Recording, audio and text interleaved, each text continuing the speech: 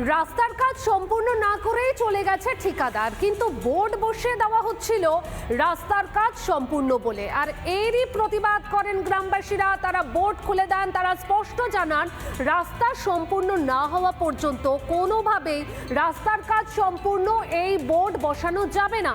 আর এতেই জোর শোরগোল ঘাটালে।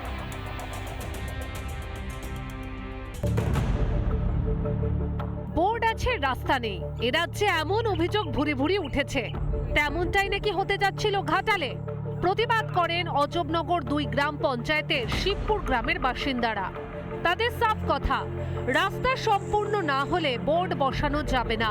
বোর্ডটাই খুলে দিয়েছেন স্থানীয়রা।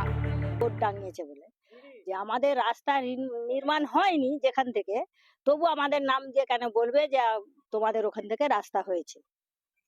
তো সেই জন্য আমরা নিয়ে পালিয়ে এসেছি।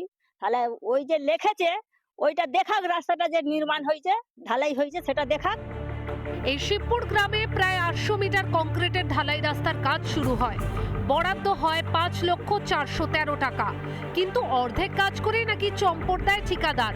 প্রশ্ন করলে বলে টাকা অর্ধেক জুটেছে, তাই কাজও অর্ধেক। পুরো রাস্তাটাই ডিসিং হয়ে গেছে। হয়ে যাওয়ার পরে 2-4 দিন যাওয়ার পরেই এসে বলছে এখান থেকে আর রাস্তা হবে না। কেন না, টাকা পুরো রাস্তা বেরোয়নি, আর হাফ বেরিয়েছে আর হাফ হবে না।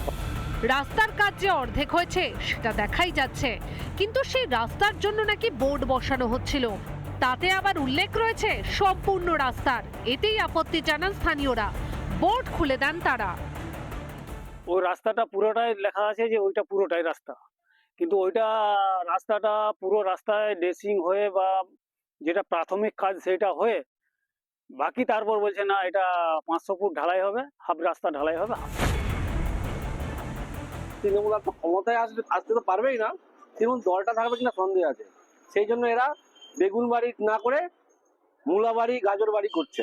অর্থাৎ একটা রাস্তা যদি 5 লক্ষ টাকার হয়, 2 থেকে 2.5 লক্ষ টাকা ঢালাই করছে, বাকি টাকা আত্মসাৎ করছে। সেই রাস্তার নাম অনুযায়ী টাকা বরাদ্দ কম হয়েছে, সেই জন্য হয়তো রাস্তাটা কিছুটা ইনকমপ্লিট রয়ে যাচ্ছে। আমরা চেষ্টা করছি, তো আমরা দেখছি যাতে এই রাস্তাটা কমপ্লিট হয়। বিজেপির একই কাজ, এই যে এত কাজ হচ্ছে তাদের চোখে কিছু পড়ছে না। এখানেই প্রশ্ন, সম্পূর্ণ টাকা যদি বরাদ্দই না হয় তবে সেটা সরকারি বোর্ডে লেখা হলো কিভাবে? জনতা কি কিছুই বোঝে না? শাক দিয়ে মাছ ঢাকা যায়? রিপাবলিক বাংলা।